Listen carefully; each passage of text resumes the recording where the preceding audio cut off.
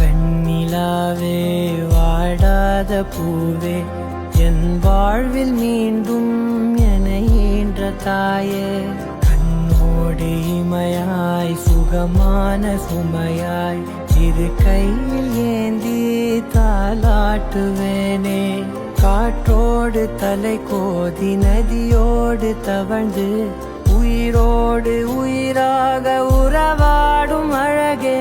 பனியோடு விளையாடி மலர் ஊஞ்சலாடி